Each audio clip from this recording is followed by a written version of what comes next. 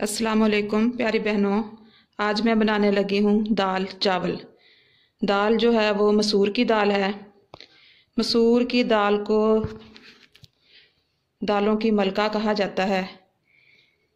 ये शाही दाल है। ये मैं आप लोगों के साथ सारी बातें शेयर करूँगी कि दालों की मलका क्यों कहा जाता है। ये एक तारीख़ी दाल है। अगर कहा जाए कि ये एक तारीख़ी दाल है तो ये बात बहुत अहम होगी। तो सबसे पहले हम बनाना शुरू करते हैं और चूल्हा जलाते हैं और साथ साथ फिर हम बातें करेंगे। मैंने दाल जो है वो साफ़ करके भिगोई हुई है। वो मेरे पास 1 पाव दाल है।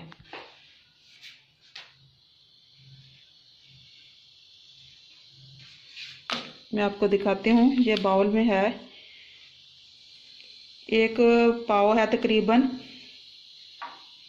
ये वाली प्याली जो है ये 1 भर के मैंने भिगोई है साफ़ करके।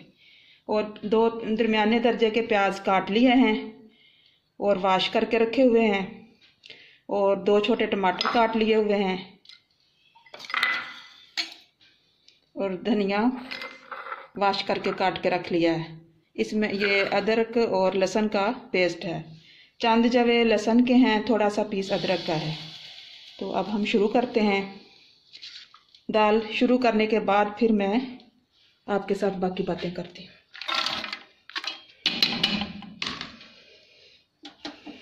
तो जी मैं कुकर में बनाने लगी हूँ दाल। हमारे इलाके का जो पानी है वो भारी पानी है, उससे दाल घुलती नहीं है। अगर उसको ज़्यादा देर मेहनत करके पका भी लिया जाए तो दाल के ऊपर पानी आ जाता है, जो कि ना देखने में अच्छा लगता है और ना ही वो दाल लजीज बनती है।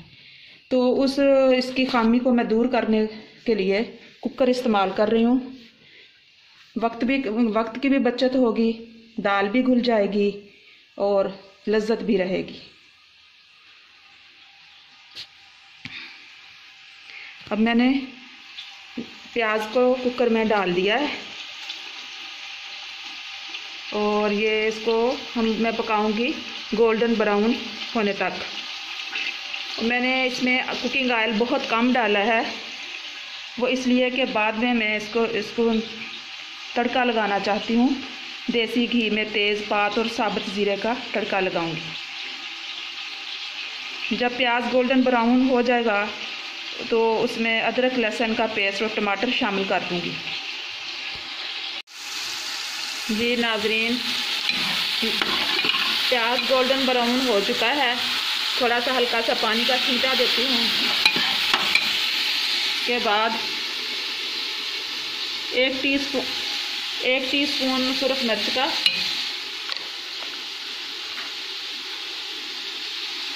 1 नमक का,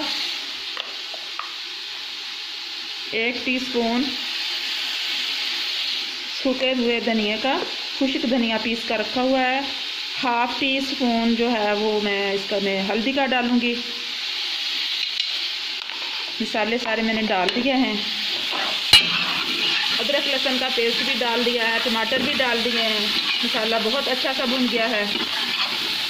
फिर पानी का छींटा देती हूँ। अब मैं आप लोगों को बताती चलूँ कि दाल जो मैंने बताई थी आपको मेजर करके 1 प्याली, तो उसी प्याली को 6 मरतबा पानी का मैंने जग में डाला है। 6 प्यालियाँ पानी की और 1 प्याली दाल की।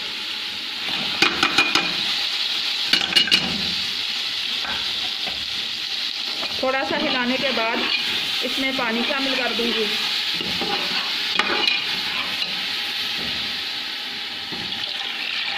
फिर बता दूं, 1 प्याली मैंने डाली है दाल की और 6 प्यालियाँ पानी की जाएंगी इसमें।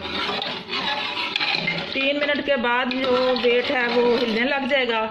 फिर उसके बाद जब वेट चलने लग जाए तो फिर मैंने इसको 10 मिनट लगाने हैं, 8 से 10 मिनट।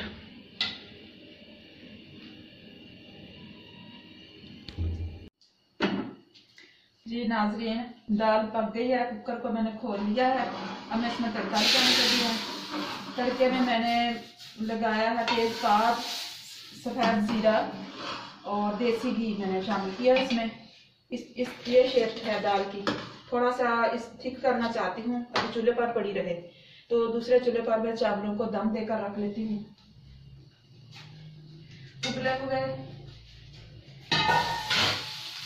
उबले हुए चावलों को दम देने की इतनी ज़रूरत तो नहीं होती, लेकिन जब उबाल कर इसमें से पानी निकाला जाता है, पिच निकाली जाती है, तो थोड़ा सा ऊपर से ठंडा पानी बहाया जाता है।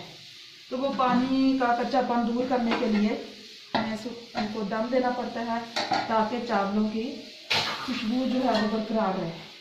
तो पतीले में थोड़ा सा ऑयल डालती हूँ, फिर इसमें एक कनीर छोड़कर मैंने चावल उबाले हैं, मुकम्मल नहीं गलाए क्योंकि दम देना था। तो ये घी कड़कड़ाता है तो फिर इसमें मैं चावल शामिल कर दूँगी, और साथ ही दाल में मैं सब्ज़ धनिया डालने लगी, और थोड़ा सा इसमें पिसा हुआ गरम मसाला शामिल करूँगी, तकरीबन ये 1/2 चम्मच छोटा गरम मसाले का, क्योंकि ज़्यादा मसाला डालें तो दाल का रंग जो है काला स्याही माइल हो जाता है, हमें पीला रंग चाहिए, इसलिए मैंने थोड़ा सा मसाला डाल दिया खुशबू के लिए। और मैं साथ ही चावल डाल के पतीले में ऊपर दम दे देती हूँ, और साथ ही ये दाल भी रेडी हो जाएगी और चावलों को दम आ जाएगा।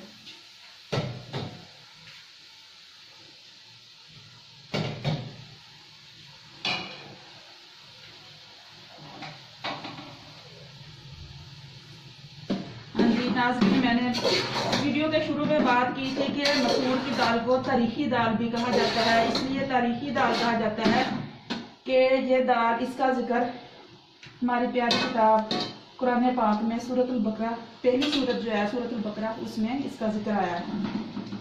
और इसको शाही दाल कहते हैं, और बादशाहों को बहुत पसंद होती है ये दाल होती थी। बहुत सारी कहानियाँ भी हैं शाही दाल होने की निस्बत से। मुगलिया दौर के ज़माने की बात है, जब मुगलिया दौर अपने अख्ताम को था, शाही खजाना बिल्कुल खाली हो चुका था, तो उन दिनों की बात है। शाही बावर्ची भी घबरा गया और उसने ना वो छोड़ दिया, वहाँ से वो निकल गया क्योंकि उसे पर्चा नहीं मिलता था। और जो बादशाह थे वो ही मज़े लेने के लिए तैयार थे, लेकिन खजाना खाली था। तो जो शाही बावर्ची था वो किसी और इलाके में गया, वहाँ के राजा से जाके उसने दरख्वास्त की कि मुझे बावर्ची रखा जाए। तो राजा को पता चला कि ये शाही बावर्ची रहा है, तो उसने इंटरव्यू के तौर पर उसे कहा कि मसूर की दाल पका कर लाओ। उसने जब दाल पकाकर पेश की तो वो इतनी मज़े की, तो फिर पूछने लगा वो राजा कि इस पर कितना खर्चा हुआ आया है। शाही बावर्ची कहने लगा कि इस पर ये 2 पैसे की दाल है, और इस पे जो मसाला जात बने हैं वो 32 रुपए के हैं। उन दिनों 32 रुपए बहुत होते थे। तो वो राजा कहने लगा तुम तो ये खजाना भी खाली करवा दोगे। तो बावर्ची को गुस्सा आया, उसकी जेब में 32 रुपए थे, उसने वो निकाले और राजा के आगे रख दिए, और जाते जाते कह गया कि ये मुँह और मसूर की दाल। तो ये कहावत उस वक़्त से बनी है कि ये मुँह और मसूर की दाल। ये कहावत उस वक्त बोली जाती है जब कोई कंजूस आदमी हो और उसको मज़े मज़े की चीज़ खाने को दिल चाहे, लेकिन वो अपनी जेब हिलाना ना चाहता हो, खर्चा ना उठाना चाहता हो, तो फिर ये कहावत, ये ज़रबुल मसल फिर बोली जाती है कि ये मुँह और मसूर की दाल। हर कहावत, हर ज़रबुल मसल के पीछे एक कहानी होती है। तो इस ज़रबुल मसल, इस कहावत के पीछे ये कहानी है जो मैंने अभी आप लोगों को सुनाई। चावल दम पर चढ़े हुए हैं और मेरी दाल भी थिक गाढ़ी हो गई है, जितनी मुझे चाहिए जितनी हो गई है। अब मैं चूल्हे को बंद करती हूँ और मैं इसकी आप लोगों को फाइनल लुक दिखाऊंगी। और ये मैं आप लोगों को बताती हूँ कि इसकी एक टिप कि मसूर की दाल को पीस लिया जाए थोड़ी सी, उसका हम वज़न दूध उसमें डालें, उसके हम वज़न घी डालें, इसका मास्क बनाकर चेहरे पर लगाएं, तो जो जिल्द है उसमें शादाबी और रौनक आ जाती है और चमक पैदा हो जाती है। अभी मैं निकाल कर डिश आउट करके फिर आप लोगों से मिलती हूँ। जी नाजरीन, चावल बहुत अच्छी तरह से दम आ चुका है, इतनी प्यारी खुशबू फैली हुई है, इश्तहा धूप की बढ़ रही है। ये मैं निकालती हूँ। तो दाल की फाइनल लुक ये है। और ये मेरे हाथ का बना हुआ अचार है। आज जिसने खानी है।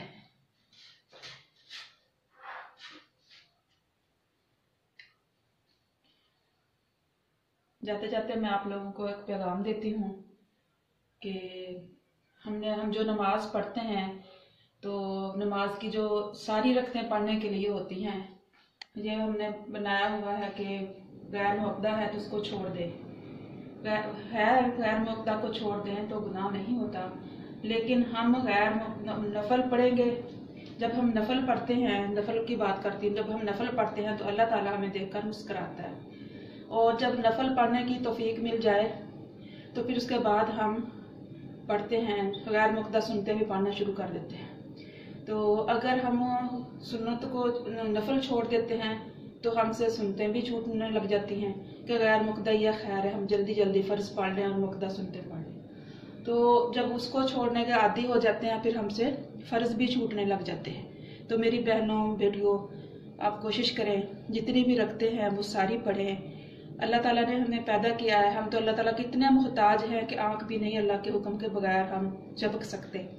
तो क्यों ना हम अल्लाह ताला की नेमतों का शुक्र अदा करें और जितने भी रखते हैं नमाज की गैर मुक़द्दा नफल सारी की सारी हम अदा करें, क्योंकि हम अपने अल्लाह ताला के आगे हमने जवाबदेह भी होना है कि जब फ़र्ज़ पूरे नहीं, हमारे पिछले ज़माने में कोई फ़र्ज़ छूटे हुए हैं वो पूरे नहीं हो सके, तो इस दौर में हम नवाफिल शुरू कर लें तो अल्लाह ताला वो कसर जो है नफल से पूरी कर देगा इंशाल्लाह। तो अब मेरी बहनों, आप पाबंदी से नमाज़ पढ़ें। आज की वीडियो का अख्ताम करती हूँ। उम्मीद है आप लोगों को पसंद आई होगी। तो मेरे चैनल को सब्सक्राइब करें, बेल का बटन दबाएं और अपने रिश्तेदारों में, अजीज़ों में शेयर करें। आपकी बड़ी मेहरबानी होगी।